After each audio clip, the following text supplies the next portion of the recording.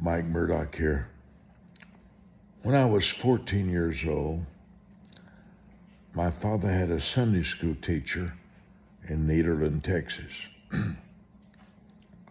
She's 90 right now.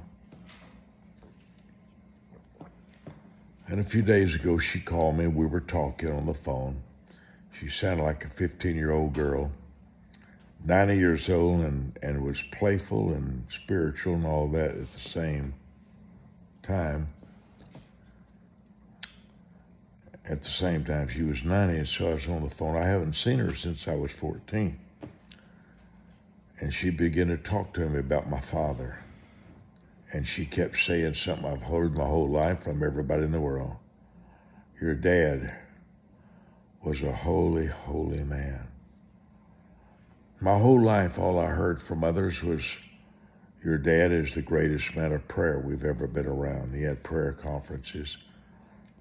And his best friend was Howard Holton, who just passed a few hours ago, a few days ago, very just passed, about 95, 96 years old. Brother Holton was his best friend, and he trusted Brother Holton more than anybody in the world. And there's a lot of stories there behind their pastoring and their sharing together. What would I say about fathers? They see a lot of things they never discuss, but every father has a different personality. My father never gave me a yes or no answer. If I asked him about something, he'd say, well, just know the mind of the Spirit, son. Just know the mind of the Lord. That's all I ever heard. He never said, buy this house. I wouldn't buy this house. I wouldn't spend that money. Never. He would only say, well, I know the Lord would guide you. At 77 years old, I'm finally, because I have a yes or no answer about everything. I have an opinion of everything. And I'm very open and very outspoken, the opposite of the way my father was. If I believe somebody's evil, I tell everybody around me, I think they're evil. Don't have anything. My dad would never go that direction. My father would ever say, well, we sure need to pray for them, don't we? My dad was never tell us that man's evil. Be careful. I don't believe in that man. That never came out of his mouth. And I'm realizing why. And for the first time in my life. If there was a preacher did him very dirty publicly, very dirty, very bad. And my father would never let us say a word about him. He didn't believe you should ever touch a man of God with your conversation. So in honor of my father on this Father's Day night, I never saw him sin. Never. Never heard him say a curse word. Never saw a cigarette in his lips. I never saw him do anything wrong except whip me a little bit too long. He was quite a disciplinarian. He built 7 churches, had 7 children, 2 others died, and he was the intercessor when I was eaten up with worms at 2.5 years old. He's the one that prayed my healing through. Father's Day.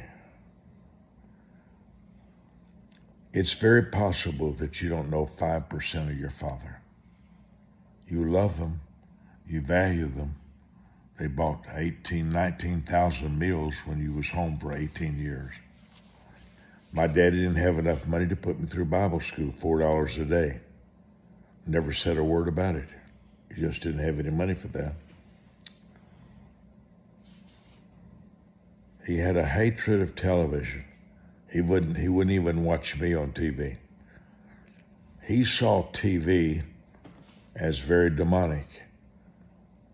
And he would make statements similar to, why would we let them bring the nightclub, drinking, and gambling right into our home when we would never go into a casino?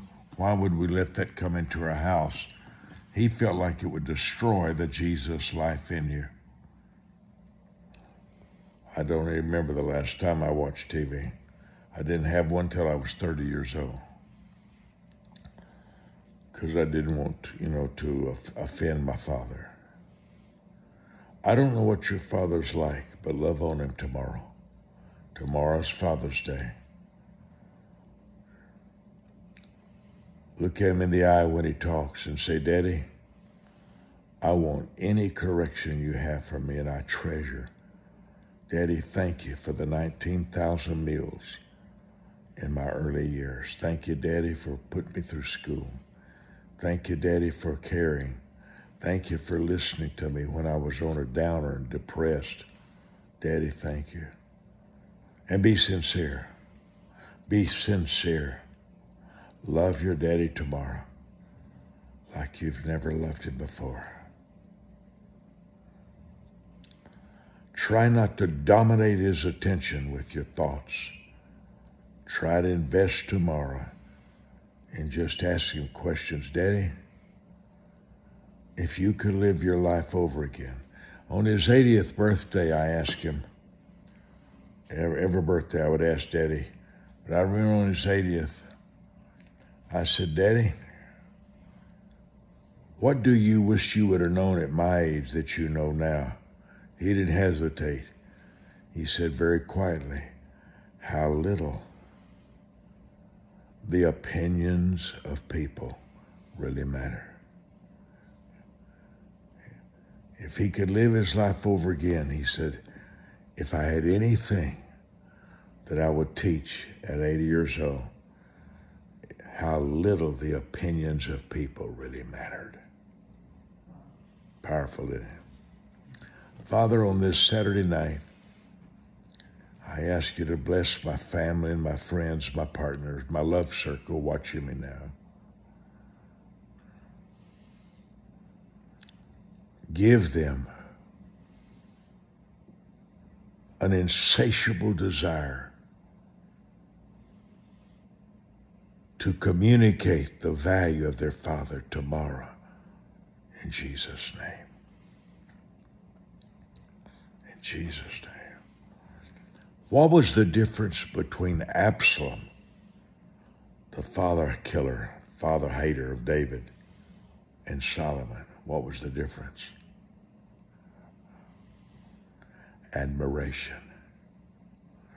Find at least 3 things rare in your father and tell him tomorrow, Dad, of all the qualities, there's 3 things in you that I could never replace. One is my father's trustworthiness. He would never lie. Number 2 is his passion for the presence of God in prayer.